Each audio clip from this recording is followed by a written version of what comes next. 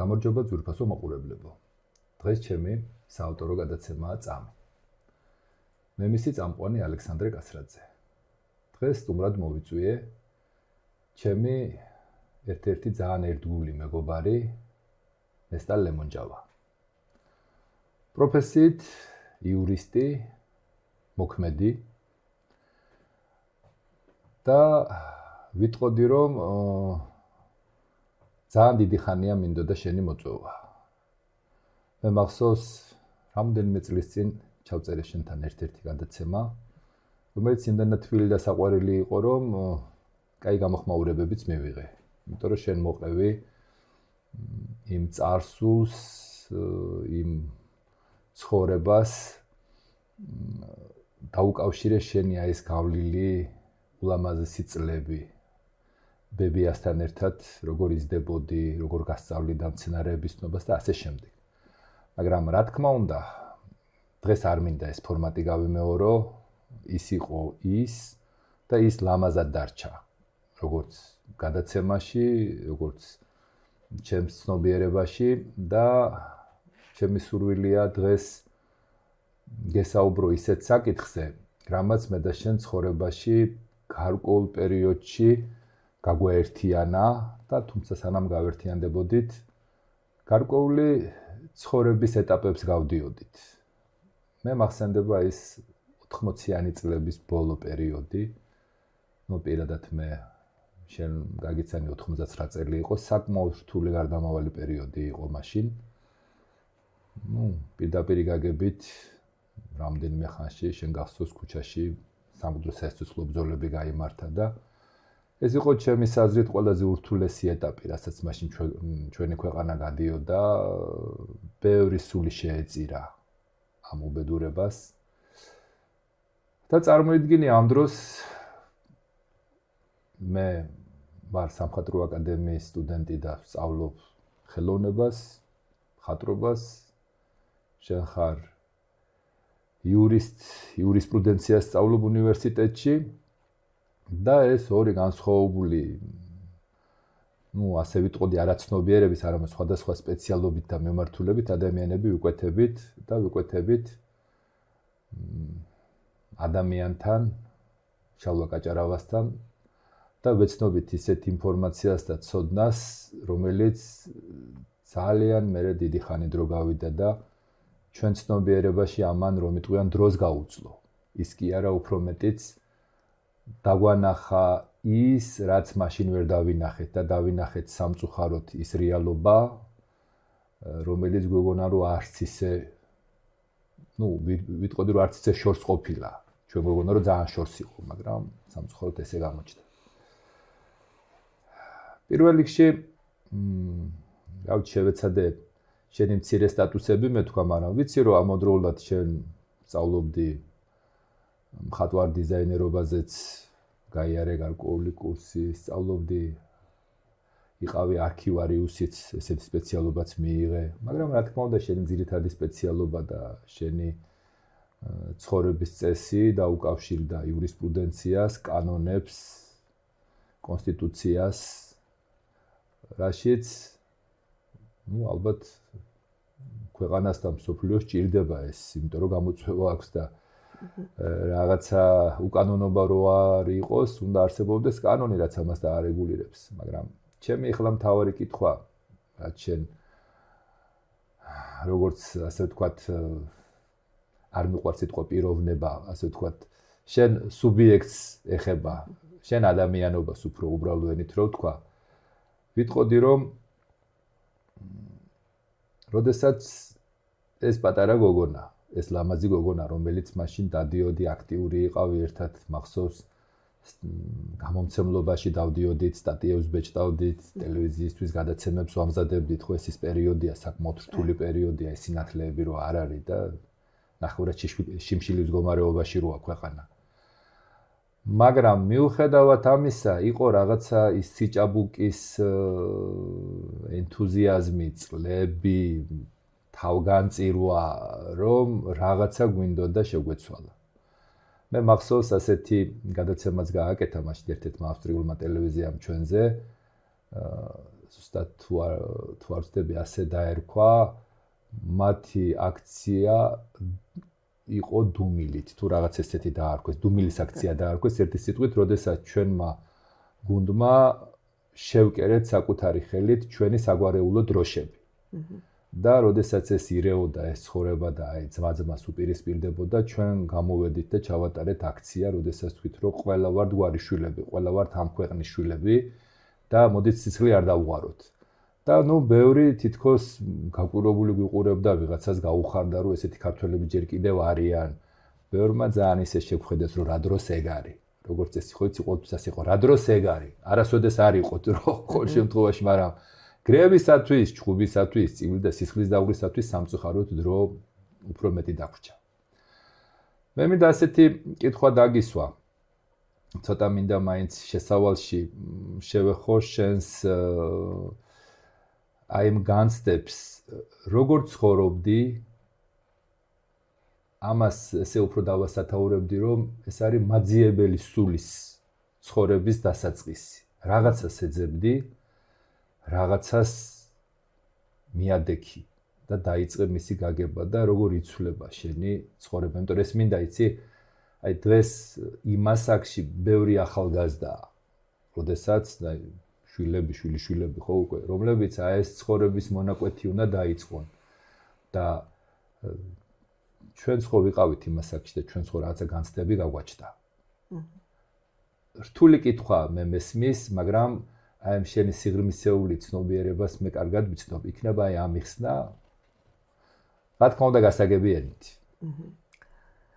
მოგესალმებით, მივესალმებით ჩვენს ტელემაყურებელს. მადლობა რომ მომიწვევთ თქვენს გადაცემაში და შევეცდები შეძლების დაგვარად გეპასუხოთ. არ შემიძლია რომ არ დაგეთანხმოთ, თუ ესეთი რთული პერიოდი იყო 99 წელი და ყველაზე მნიშვნელოვანი ეტაპი და ისეთი უბედურება დატრიალდა, რაც მოუშუშებელი ჭრილობა დარჩა საქართველოსთვის და თითოეული ჩვენთაგანისთვის. და ამ დროს უცებ ხდება ისეთი რამ, რომ ხვდები ადამიანებს, რომელთაც აქვთ განსხვავებული აზრი, განსხვავებული ხედვა და ჩემ დაუნებლიეთ მოხდა, რომ შევხვდით ბატონ შალვა კაჭარავას და მისი პირველი ლექცია რომ მოვისმინე თავისთავად ჩემს წარმოსახვაში რაც არსებობდა მაქამდე და იყო ვაკუუმი უცებ მიეცა რაღაც სხვანაირი გზისკენ წავედი, სხვანაირი ხედვა წამოვიდა უცებ, ანუ როგორც შეიძლება ითქვას რომ აი ხელახლა რო იბადები ადამიანი და რაღაც უეცარი ცოდნის გაელვება ხდება, ზუსტად ესე მოხდა, რომ მიეცა გზა იმ ყველაფერს, რაც ჩემში იყო დაგროველი რა. და რა ვიცი. რაღაცას აი მინდა ახლა ჩვენი საუბარი დაუგეგმავია, ესე თქვა, ძალიან სპონტანურია და იმიტომ რომ ჩვენ ნამდვილად არ გვჭირდება ეს რაღაცა ესეთი ეფექტს მივამგზავნე, მაშინ ჩემ ცნობიერებაში მინდა ეს პარალელი დავიჭირო, და მეც ხო ეს ხა გამოვიარე. არის ესეთი შესანიშნავი ნაწარმოები იავნანამ რა ჰქნა. როდესაც დედა უმღერის იავნანას და აი ეს სიმღერა იმ რაღაც ძალიან სიღრმისეულ შრეებს უმთავისუფლებს და აი ამოდის იმ ქვეცნობიერიდან ის რაღაცა თითქოს კარგად დავიწყებული ძველი, რომელიც ძალიან დიდი ინფორმაციის მატარებელი იყო. ეხლა მე არ მინდა ეს ჩვენი მაყურებლისათვის რაღაცა ეზოთერულ და მისტიკურ პლანში გადავიყვანო, მაგრამ ეს ნამდვილად ასე მოხდა. თითქოს ის წესრიგი, ის ყველაფერი, რომ ყოველდღე ხედავდით იყო ქაოსი და დღესაც ასე უყურებ ცხოვრებას. აი რატოა ეს ასე, ხო? ამ დროს ყველაფერი ბუნებაში არის სასწაულად დალაგებული, დავარცხნილი, უზუსტესია. აბსოლუტურად მზის სამოსვლა, ჩასვლა, პლანეტარული ყველაფერი თითქოს ესე იდეალური საათივით არის აწყობილი და მუშაობს, მაგრამ აი ეს ჩვენი ცხოვრება რაღაც მუდმივ ბევრი ამართლებს კიდევაც ამას, რომ ეს ბუნებრივი პროცესია, თურმე შენ აქ რო უფალი რო გაგაჩნია, შეუნა მოდუნდე, ყველაფერი უფლისნებაა და და შენ არაფერი არ უნდა გააკეთოს, მოდუნებულმა უნდა იცხოვრო და ნუ ამ დროს ბოდიში ამ მოდუნებულზე ვი როგორ გამოგიყენებს და ვირა შავ საქმეს გაგაკეთებინებს, ეგ კიდე ცალკე საქმეა და ცოტა თუ გარემოში მოუყევით. ეხლა ესეთი კითხვა მინდა დაგისვა. შენი შიდა მოწესრიგებულობა და შენი ეს პასუხისგებლობა, რომელთაც მე დრო დამჭირდა, რომ მივხვდარიყავი, რა გვაერთიანებდა, იყო რაღაცა შინაგანი პასუხისგებლობების განცდა. თვითოული იქ ვინც დადიოდა დილას 7-ზე 8 საათზე მოდიოდა, სტატიებს წერდა, აქვეყნებდა, მოძრაობა. ყველა იყო, გარკვეულწილად, განათლებული ადამიანები, მით უმეტეს ახლა 18-19-20 წლის ახალგაზრდებისთვის რაღაცა თითქოს დისციპლინაში მოყვანილი ადამიანები იყვნენ, რომლებიც აქვეყნებდნენ, რომ მიწა უნდა აღვადგინოთ, ეს უნდა გავაკეთოთ, რაღაც კანონმდებლობაზე, და შენ მით უმეტეს შენი პროფილიც იყო, ამ კუთხით სწავლობდი. როგორ მოხდა, რომ ეს შენი სპეციალობა, პროფესია, კანონმდებლობა, იურისპრუდენცია, პლუს ეს ახალი კანონები, რომელიც სამყაროსეული იყო, უნდა თავი მოეყარა, გაერთიანებული იყო და რაღაცა ბალანსი უნდა დაგეჭირა რა, ყოველ შემთხვევაში თა უნდა გეცხოვრა ამ წესებით, რა მოხდებოდა. დაუშვათ შენ რომ ესაც შემოიერთე, ეს რაღაც კოსმიური ცოდნები და პლუს ის ყოველდღიური ყოფაცხოვრებითი კანონმდებლობა, რომელიც კონსტიტუციურად არის გაწერილი. რას ფიქრობ? ზუსტად ეს კანონების უზენაესობა, რომელიც არსებობს და შეუძლებელია კანონების გარეშე ცხოვრება, ჩემში ამავდროულად იყო კანონზომიერი სინდისი, რომელიც ასოცირდებოდა ფაქტიურად ჩემ შინაგან კანონებთან, ეს იყო იგივე კონსტიტუცია, რაც ჩემში იყო დავსვათ და ეს ორივე კანონის უზენაესობა და სინდისის კანონზომიერება, რომელიც ჰარმონიულად შეერწყმა ერთმანეთს, უფრო მარტივი გახდა ჩემთვის. კანონმდებლებთან საუბარი, საერთოდ მოგეხსენება, რომ მიავარდით არასდროს არ ყოფილა ჩვენი არც წარსული და აწმყო მოფენილი და აქედან გამომდინარე გრძნობდი იმ ძალას, რომელიც ჩემი შინაგანი სინდისიდან გამოდიოდა და კიდევ ერთხელ ხაზს გავუსვა მაგას, რომ ეს იყო უმაღლესი კანონზომიერება და უთავსებდი ზუსტად მოქმედ კანონებს. ამიტომ არ გამჭირვებია სიმართლე გითხრათ და იმ ცოდნის წყურვილი, რაც ჩემში იყო დაუშრეტელი, სწორედ ამ თანხმედრაში იყო. მოდი ცოტა მე პატარა ბიოგრაფიულ შტრიხებსაც დავიხმარ შენ ცხოვრებაში, მაიდან ეს ინტერვიუ შენ გეძღვნება. მამა ყავდა კარგი არქიტექტორი. ბებიამ, რომელზეც შენზე დიდი ზეგავლენა მოახდინა, ეს იყო ქალბატონი. შემიძლია ვთქვა, როცა ინგლისში იყო ცნობილი ესეთი მიმართულება, დრუიდები იყვნენ, რომელსაც სცენარებს ესაუბრებოდნენ. პირდაპირ გაგებით, ხო? ასეთი ქალბატონი ყავდა ბებია, მაინც იმის სულიც მინდა მოვიხსენიო, სახელი რა რომ მითხრა? ნატალია ერქვა. ნატალია ერქვა. ეს ქალბატონი ნატალია იყო ქალბატონი, რომელიც ბავშვობაში მე გავაცოცხლე სხვათა შორის ერთ-ერთი სლაიდი შენი ცხოვრებიდან რაღაცა გავლენა მოახდინა ამ შენმა მოყოლილმა ისტორიამ, როდესაც პატარა გოგონას დაატარებენ ამ ყვავილებით მოქარგულ მდელოზე და ეს ბებია ასწავლის, მე მინდა ესეთი სიტყვა გამოვიყენო შენოიდან და მეგრულ ენას კარგად ფლობ, თაიგური. შეგიძლია გამიშიფრო? და ვავილები, ხო? შენი არ მოკლების, ხო? აქედან გამომდინარე, ეს ცოდნა, რომელსაც ის გაძლევდა, ჩვენ ახლა ამას თაიგულს ვეძახით. ეს ყვავილების ცოდნა, რაც მასში იყო, როგორ იყო, როგორ დავიჯერო, რომ ეს შენ იმ ცნობიერებაში რაღაცას მაშინ არ აღვიძებდა. ახლა მე რამოდენიმე მარკერს ვსვავ შენთან საუბარში. ეს არის იურისპრუდენცია, რომელიც ზოგადად ჩემი აზრით ეს არის მართლა უმაღლესი დამოკიდებულება, რომ ადამიანები არ დაიჩაგრონ, რაღაცა დაცულად იგზნონ თავი და ამისთვის არის ალბათ კარგი იურისპრუდენცია შექმნილი, რომ ადამიანებმა ვიღაცის სხერბლი არ გახდეს, ვიღაცის ძალმომრეობის, ხო? და ამავდროულად კიდევ ვისწავლე კოსმიური კანონი, მაგრამ ამას წინ უსწრებდა ის რაღაცა კანონზომიერებების სწავლა, რომლებიც მცენარეებში იყო. აი როგორ ფიქრობ, აი ეს ხსოვნა რაში დაგეხმარა? თუნდაც ის შენი წინაპრების სიყვარული, დღეს შენ იცი რომ ჩემ გადაცემას წარსული აწყო მომავალი და ყოველთვის ვცდილობ ეს პატარა ხერხემალი გამოვიყენო ჩვენთან საუბარში. აი ამ წარსულში რა დახვდა? რა მოგცა ის რაღაცა ბიძგი და სტიმული ჩემთვის ძალიან ესეთი თბილი და ახლობლური საკითხია ყოველთვის. ვინაიდან სამეგრელოში დავიბადე და ვიზრდებოდი, ჩემთვის ძალიან მნიშვნელოვანი იყო ბებიასთან ურთიერთობა და რასაც ის მას სწავლიდა, ფაქტიურად ის ცოდნა, რაც მას წინაპრებიდან ჰქონდა გადმოცემული, ანუ ის კოდი, რომელიც მასში იყო, უნებლიეთ ჩემ სამყაროში დაიბუდა ამ კოდმაც და ამ მცენარეებთან ურთიერთობამ დამანახა ის, რომ ყველაფერი ისე არ არის, როგორც ვთქვათ,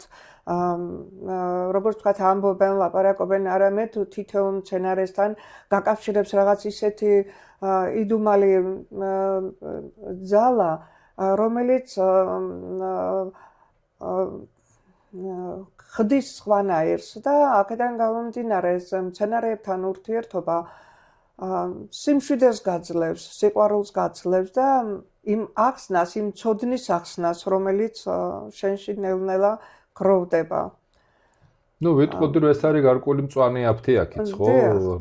ცხოველმა იცის, ფრინველმა იცის, ძაღლმაც კი იცის, როდესაც რაღაცა ვერ არის ჯანმრთელად, რა უნდა მოძოვოს და რა უნდა შეჭამოს. ანუ ეს არის მწვანე აფთიაქი და ანუ გამოდის რომ ბუნებას უზრუნია ჩვენთვის რომ შეექმნა მწვანე აფთიაქიც, საჭმელიც, სასმელიც, მაგრამ მასშიც რა თქმა უნდა ის გარკვეული ცოდნებით ჩადო, რომელიც დღეს ყველამ კარგად ვიცით, რომ ის კოლხი მედია და თვითონ მედია, ფუძია სიტყვა მედიცინის, ხო? მთელი მსოფლიო დღეს ამ ტერმინს ხმარობს, მაგრამ ზუსტად ამას უკავშირდება, ზუსტად იმ შენ ისტორიულ კოლხურ-მედიას, რომელშიც იყო ის ჩადებული ცოდნები. და თვით უკვდავების წამალიც კი არსებობდა, როგორც გადმოცემიდან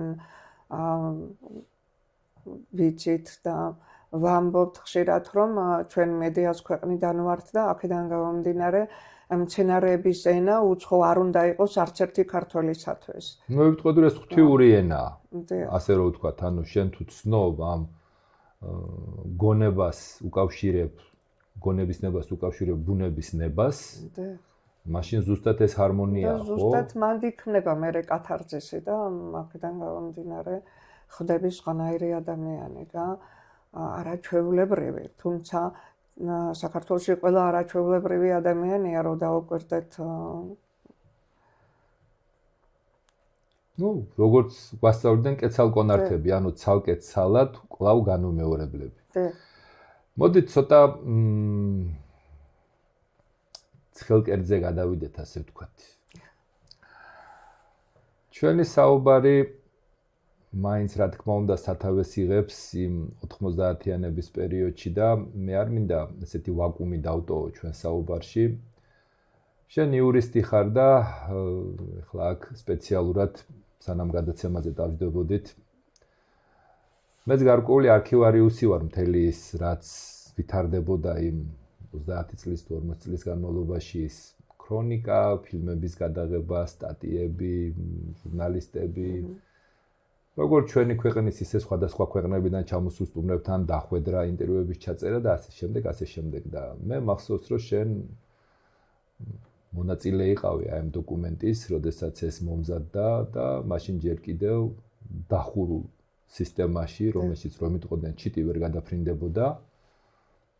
მე მახსოვს ძალიან კარგი ადამიანი, იმიტომ რომ იმის შემდეგ ბევრ ადამიანს შევხვდი და გავესაუბროთ ამ დოკუმენტაციას ვიკვლევდი, იყო ესეთი ბატონი მაისურაძე, ხო, მიხეილ მაისურაძე, რომელმაც იცით წარმოუდგენელი რამე გააკეთა, ეს არის საკმაოდ ისეთი სისტემა და სისტემას მის უკან დგას კიდე საბჭოთა კავშირი, კიდე უფრო დიდი სისტემა და ამ სისტემაში ადამიანმა, როდესაც ეს მოისმინა ეს თემა მოითხოვა, რომ მიწერეს მაშინ სამინისტროებს, რომ ეს საქმე, რასაც ამ ახალგაზრდებმა მოიტანეს, აუცილებლად საქართველოში უნდა განხორციელდეს, იმიტომ რომ არ დადგეს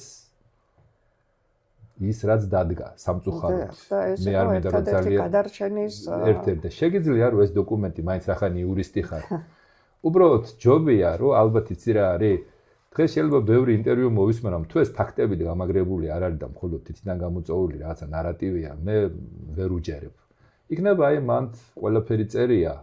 თავისი მელნიანი ბეჭედიც აქვს და ხელმოწერებიც აქვს და წაიკითხო როგორც იურისტმა ამ შემთხვევაში გამოვიყენო ჩემი ბერკეტები რა სითხოვდა მაშინდელი საზოგადოება.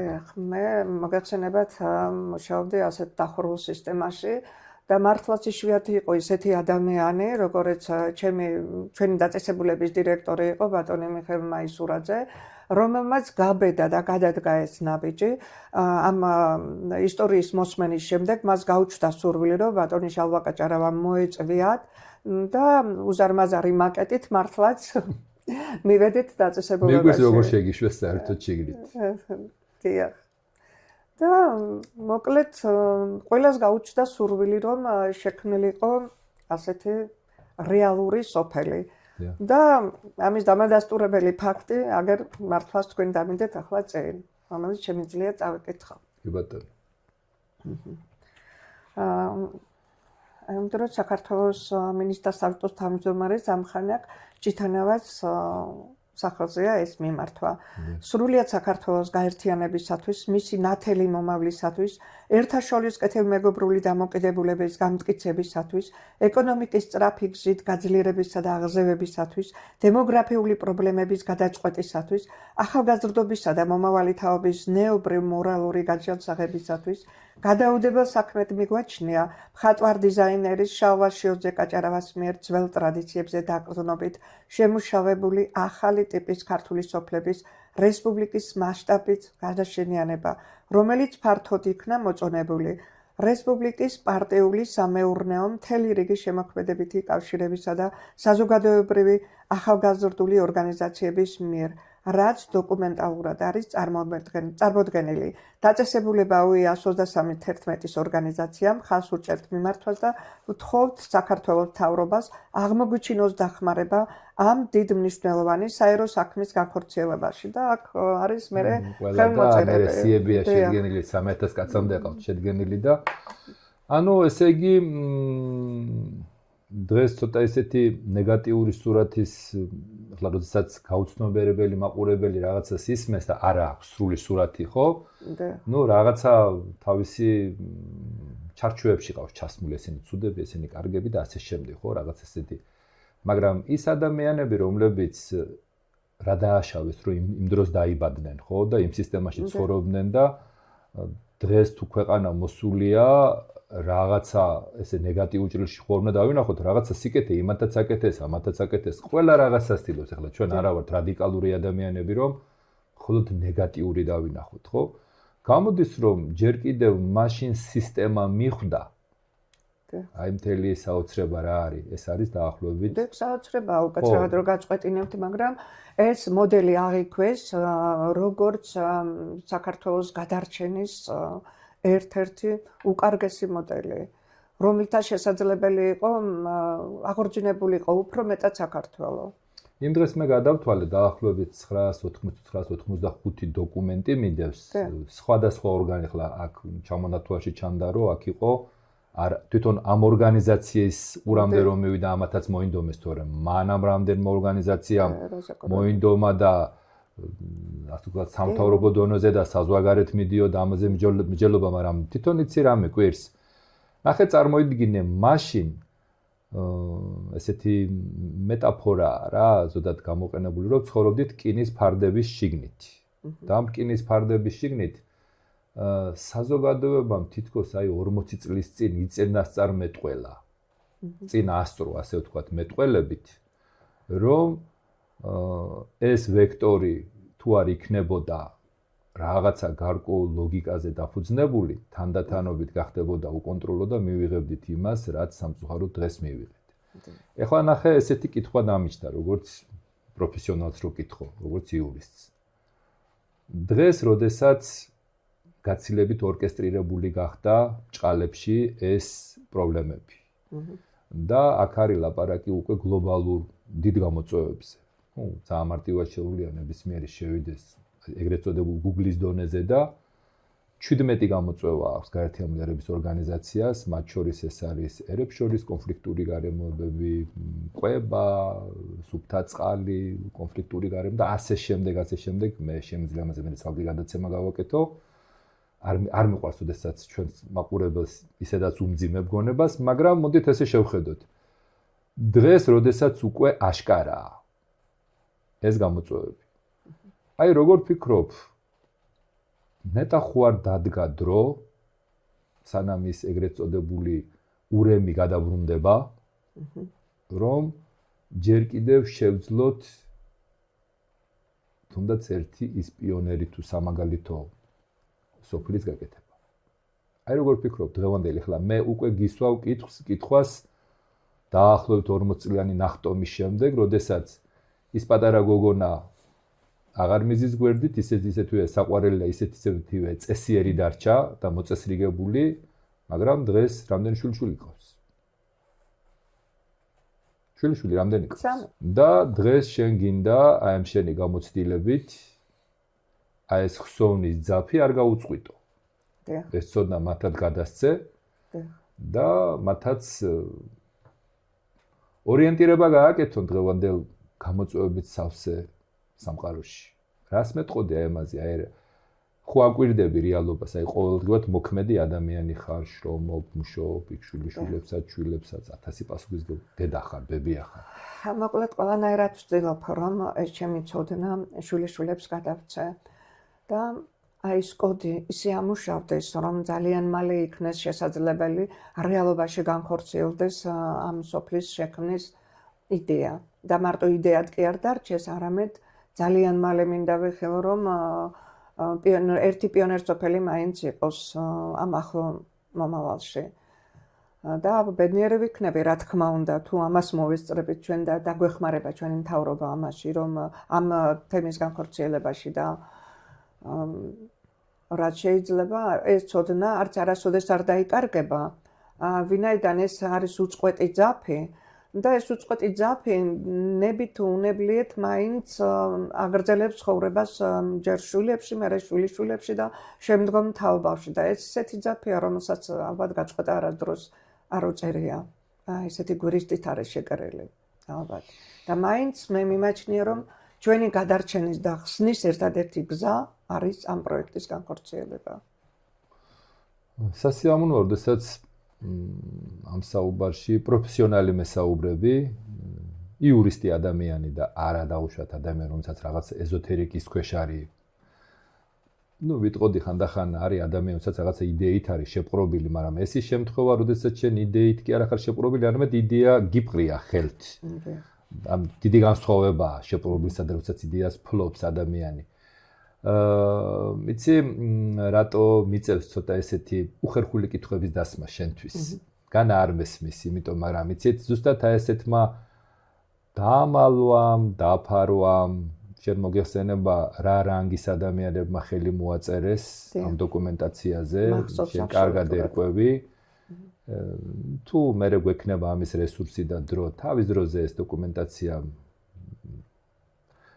თავისი მენლიანი ბეჭდებით და ყველაფრით ეს კარგად არის, ასე თქვა, შენახული და ყველაფრის თავისი ადგილი და ყველაფრის თავისი დრო აქვს, მაგრამ ფაქტი ჯიუტია მაინც კიდევ მიუბრუნდები საკითხს. ჩვენ დაგვჭირდა გარკვეული დრო ორ ინდივიდია საუბარი, ხოლო ჩვენ ახლა აქ თოთა მტკიცებულებით ნაწილშიც უნდა გადავიდეთ, იმიტომ რომ ერთია რომ იდეა დარჩება და ესაუბრებს რაღაცა ლირიკული ელფერი ექნება ყოველთვის, მაგრამ მტკიცებულებით ნაწილში არის დოკუმენტაცია და მტკიცებულ ნაწილში არის ის შედეგები, რომელიც დადგა. აქ არ არის საუბარი, რომ ეს სათუო იყო და შეიძლება შედეგები დადგა, მაგრამ ამ შედეგებს შეუძლია კიდევ უფრო რთული შედეგები დააგენერირონ მომავალში, ხო? ამიტომ ის ვინ იქნება, თორემ ჩვენ იქ ვნახეთ ის ადამიანი, რომელსაც ჯვარი ეწეროს ყველას, ბევრმა საფლავში ჩაიტანა ეს ცოდნა და ინფორმაცია, იმიტომ რომ ხას უსვავ და არ მეშინია ამის თქმა, საკუთარ ორდენებს შეეშინდა საკუთარი ორდენების დაკარგვის, საკუთარი იმიჯის, საკუთარი სტატუსების, რომელიც ეგრეთ წოდებულმა საზოგადოებამ ხას უსვავ ჭალების გარეთ, მიანიჭა მან ეს კომფორტის ზონა, მაგრამ სამწუხაროდ როცა მე ამათ მე ასაკში ვხვდებოდი ამ ადამიანებს, ბევრმა თავჩაღუნულმა ემთხვევა ჩვენი ერთ-ერთი უდიდესი შეცდომა და ტრაგედია, რომ ჩვენ თავის დროზე ეს ქართული სოფელი ვერ ავაშენეთ.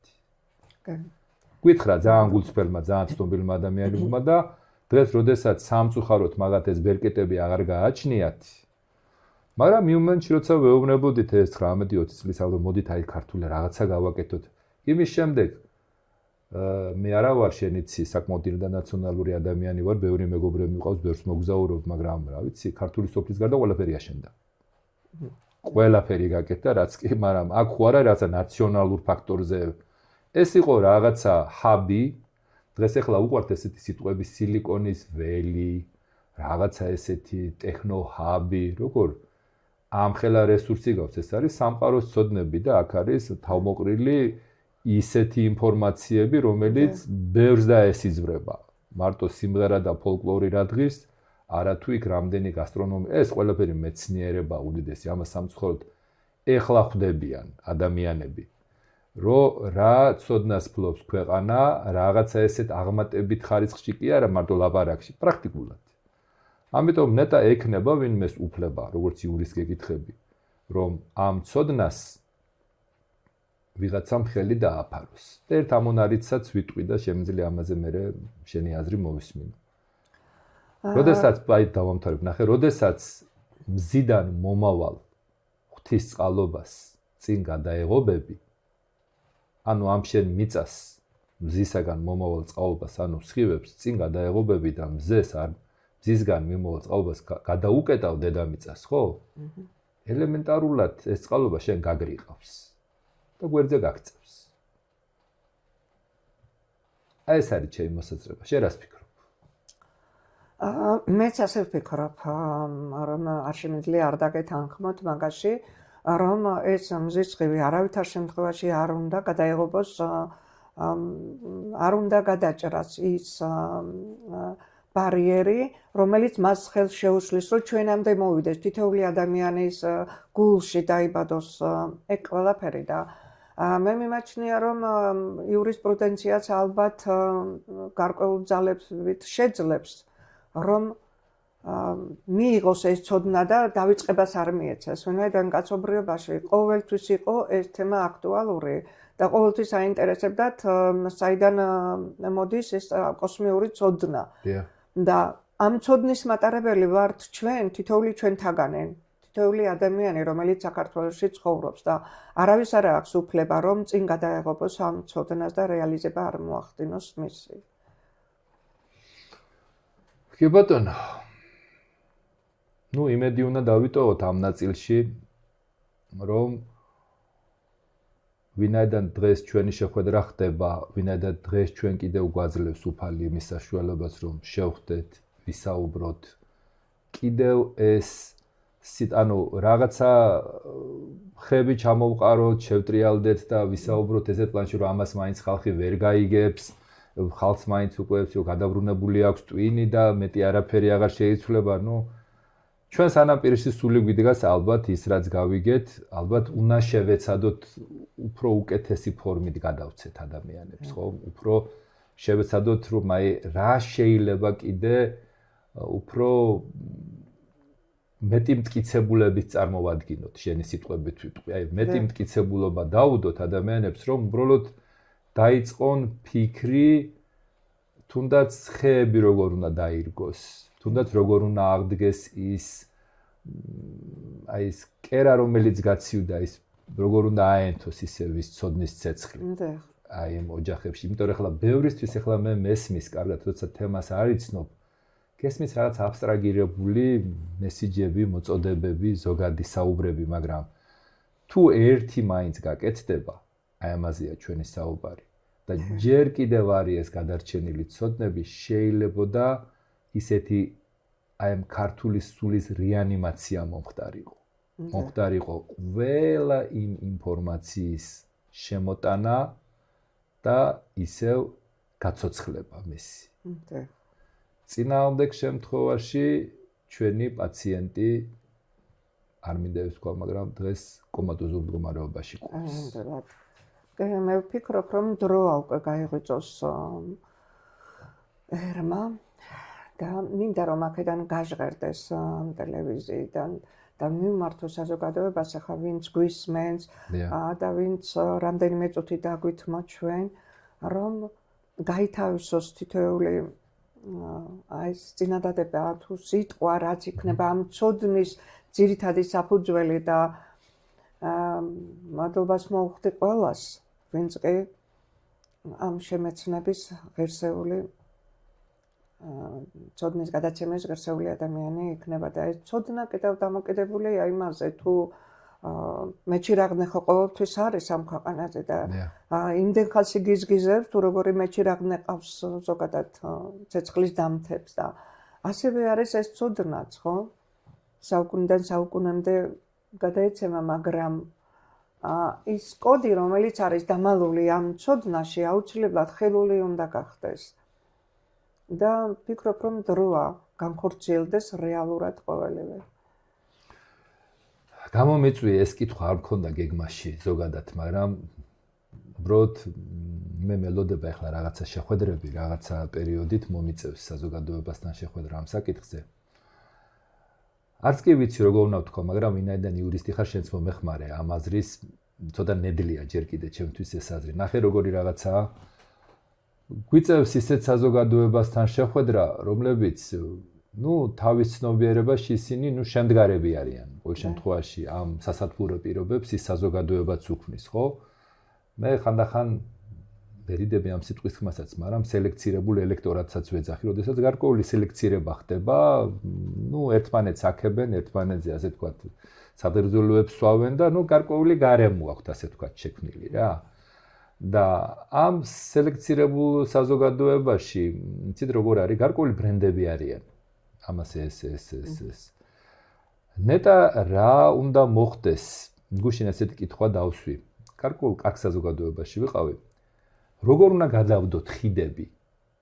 ურთიერთობის ხიდებს გულისხმობ რა. რომ ხო არიან ადამიანები, რომ თავიდანვე წინასწარ განწყობილები არიან, რომ არ მოისმენენ. თავისი რა არის ეს ფენომენი, იცი მე ვიკვლევ, თავიდანვე თვლის, რომ ეს მას არ ჭირდება და ცხოვრობს და ესეთი ადამიანები ვნახე, რომელმაც მითხრეს, რომ მაგალითად, საცავი წრუა იქ გაწყდეს, ესე მოკლედ რა და გასაგებად, რომ მაგას რა მნიშვნელობა აქვს, ჩვენ მაინც ამას იმდენად პატარები ვართ, ვერაფერს ვერ შევცვლით და ჩვენ ერთი მომენტია, რომ ისე მოდი მოვდუნდეთ და მოვეშვათ, ესე ვიცხოვროთ. არიან ტიპები, რომელსაც საუბრობენ, რომ არა იცი რა, ჩვენ კარგად ვიცით, რაც გვინდა და როგორ არის ამ სიტუაციაში მდგომ ამდენ სელექცირებულ ელექტორატს.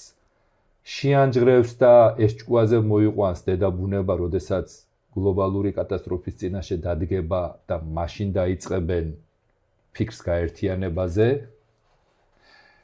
თუ კიდევ არსებობს რაღაცა მცდელობა და რესურსი, ახლა ოპტიმისტურ პლანში მივდივარ, რომ იქნებ ჩვენ ვართ არაეფექტურები მათთან დიალოგში, რომ შევიდეთ და რაღაცა კიდე ფორმა გამოვძებნოთ ურთიერთდიალოგის. რას ფიქრობ? მე ვფიქრობ, რომ აუცილებლად უნდა აღწეს ის ხიდი, რომელიც აქამდე ასე თუ ისე მთელი არ იყო და ასე თუ ისე მაინც გატეხილი იყო. ეს ხიდი თუ არ აღდგა, მე ძალიან გვიანი იქნება. ზუსტად ამის მეშინია, იმიტომ რომ ძალიან გვიანი იქნება. როდესაც პოსტფაქტუმ დადგება ყველაფერი, ეს პაციენტი კომატოზური მდგომარეობა შეიძლება მეოთხე სტადიაში ყვავდეს და იქ. და რაც მალე მოხდება, ურთიერთობის აღდგენა მით უკეთესია, იმიტომ რომ ესეთი დაჩქარებული მოტივით მიდის გლობალური დათბობა, რომ შეუძლებელია სამყაროში ჯანჯღარება კი არა, არ მინდა ვთქვა, მაგრამ შეიძლება უარესი რამ ელოდება ეგებ გაყნიერებას და სანამ დროა იქნებ მართლა ჩვენ ვართ ის ადამიანები, ვინც შეძლებენ ამ პროექტით გადარჩენაზე ფიქრს. ნუ მეცნიერება მაშინ დაგვიდასტურა და აღიარეს, ვინც მოისმინა, მაგრამ სამწუხაროდ ის მეცნიერები დღეს ცოცხლები არ არიან და ის მეცნიერები ღმერთმა კარგად ამყოფოს, ვინც დღეს არიან. რა გითხრათ, შეიძლება აღარ არის მოდაში და აქტუალური ეს საკითხები და ნუ თვლიან რომ ჩვენ მაინც ვერაფერს ვერ შევცვლით. არის ალბათ გარკვეულწილად რომ ალბათ დავსუსტით თუ რა ვქენით არ ვიცი, მაგრამ მეტი მონდომებით უნდა მიგვეტანა ეს პროექტი თავრობამდე კი თავის დროზე ხომ რაღაცას მივახციეთ, მივიტანეთ ყველაფერი, მაგრამ ახლა რა ხდება? აი მინდა ახლა იქით გკითხოთ. ახლა რა ხდება? რა კაი კითხვა დამისვი. ეს უკანასკნელი მოხიკანები ვინც დარჩნენ, რა თქმა უნდა, ახლა ჩვენც მაშინ თუ თითოეულ გადაცემის გაკეთება ურთულესი იყო, იქ ჟურნალისტების მოსვლა, ახლა მე ვლაპარაკობ 90-იან წლებში, ესე ტექნიკურადაც არ იყო ხო ეს ინტერნეტი და საშუალება. დღეს რა თქმა უნდა მევახციეთ იმას, რომ საკუთარი ტელევიზია გვაქვს, საკუთარი გადაცემა გვაქვს, ახლა დღეს მოდაშია პოდკასტები და ასე შემდეგ, ხო? ამ პოდკასტების ერთი რაც კარგი დავინახე და ძალიან მომეწონა, იმდენი საინტერესო ადამიანი აღმოვაჩინე, იმდენი რომელიც რეალურად ახლა არ ქონდათ იმისი სასათბურე პირობები, რომ ყველა ტელევიზიაში დაждდებოდა და ისაუბრებდა, მაგრამ თვითონ ამ პოდკასტებმა შექმნა ძალიან კარგი გენერაცია გაუკეთა ისეთ ადამიანების ტალანტს, გამოჩენას, გამოვიდნენ ისაუბრეს და ელემენტარულად ახლა 21 საუკუნეა თუ ადამიანი მართლა გაინტერესებს და მოგეწონა, რა უნდა იმას ხო, სოციალური ქსელებია, ყისიერად დაუკავშირდებით, ახლა ეს იმისი გემუნების საკითხია, ის მერე დაგიმეგობრებს, ადაგიმეგობრებს, თანამოაზრე თუნდაც იმსჯელებს შენთან ერთად, ეს მისი ვიტყოდი სინდისისა და ნუ რაღაც პასუხისმგებლობის პრეროგატივაც არის, თორე არ შეიძლება თუ ადამიანი რაღაცა გულშემატკივარია, თუნდაც დილობის გამო პასუხი არ გაცე. ნუ ახლა ყველას თავისი ასე ვთქვათ რაღაც ჩარჩოები აქვს. და ზუსტად ეს დღევანდელი დღე მე ასე ვიფიქრე, რომ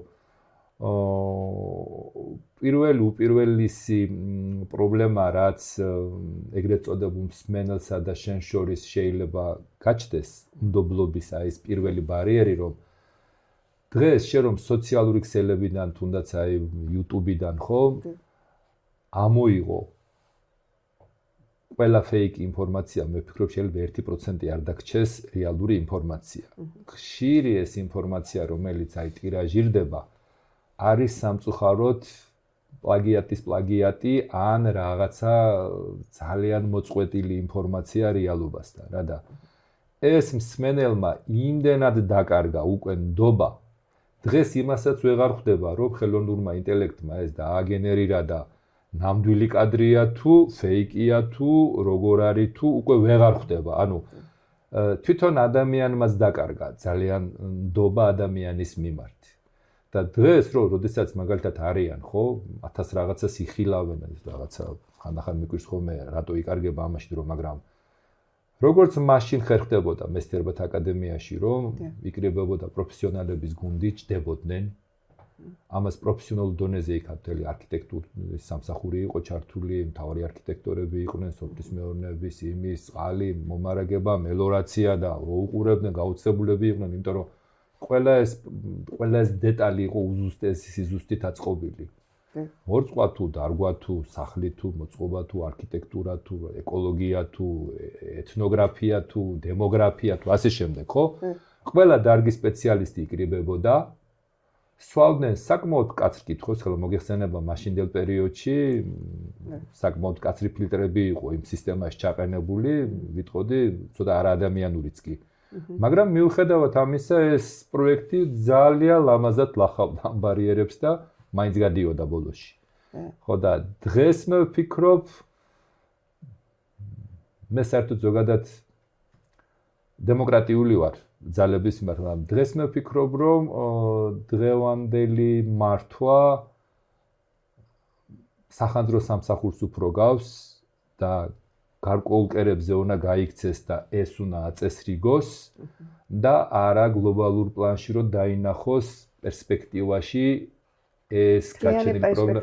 დიდ სურათს ვერ ხედავენ, ეს ჩემი მორიდებული შეხედული, ანუ დიდი სურათის დანახვაში თვლიან, რომ იქ ევროკავშირი რას იზავს, ტრამპი რას იზავს, ეს არხი რას იზავს, ეს ამას, ანუ რა თქმა უნდა ეს ყველა მდგენელი ფოკუსირდება და ქვეყანას უქმნის და გარდა მაგის რა თქმა უნდა შინაგანიც დუღილის ტემპერატურაც მინდის არის პოზიცია, ოპოზიცია, ასე შემდეგ, მაგრამ მე მაინც მგონია, რომ ის ჯამთელი ნაწილი, რომელსაც ჯერ კიდევ არ გაციებია შიგნით ეს რაღაცა ცეცხლი, ფიქრობ, რომ თუნდაც განხილვის საკანი გახდეს.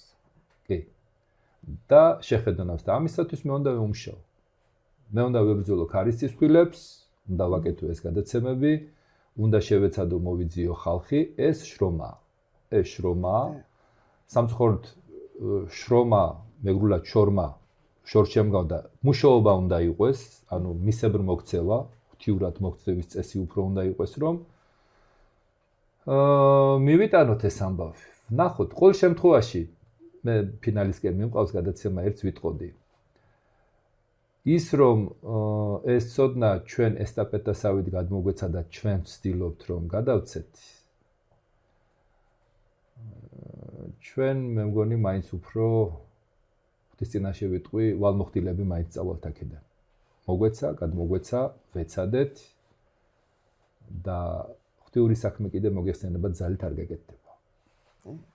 ის გაკეთება მხოლოდ გააზრებულად, გაცნობიერებულად და რა თქმა უნდა დიდი სიყვარულით. კი, მე მაინც ოპტიმისტურად ვარ განწყობილი და ასე მგონია რომ აუცილებლად ხვალზე შედეგი დადგება ალბათ. გაფასებ ჩემო კარგო.